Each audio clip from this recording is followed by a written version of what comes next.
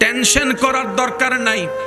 আপনি যদি ভাবেন আমি মারা গেলে আমার ছেলে মেয়েগুলোর অবস্থা কি হবে, আপনি যদি ভাবেন স্বামী হিসেবে আমি মারা গেলে আমার স্ত্রীটার অবস্থা কি হবে, হ্যাঁ আপনি ভাবতে পারেন। আপনার দায়িত্ব থেকে আপনার ভাবাটাই, টেনশন করাটাই স্বাভাবিক। কিন্তু মনে রাখবেন, স্বামীকেও রব চালায়, বউকেও রব চালায়, সন্তানকেও রব চালায়, ভাইকেও রব চালায়, বোনকেও রব চালায়, মা বাবাকেও রব চালায়।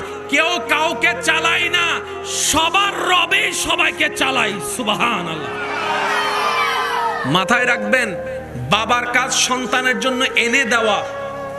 বাবা না থাকলে সন্তানের খাওয়া বন্ধ হয় নাই, হবেও না।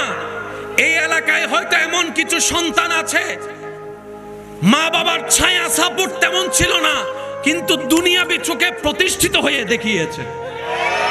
এক সময় যে বাতে ভাত পাই নাই, আজকে তার আন্ডারে চাকরি করে 100 জন মানুষ পোলাও রোজ দিয়ে ভাত খাচ্ছে, এমন মানুষও আছে। এবার আওয়াজ দিয়ে বলেন, রিজিকের মালিক কে?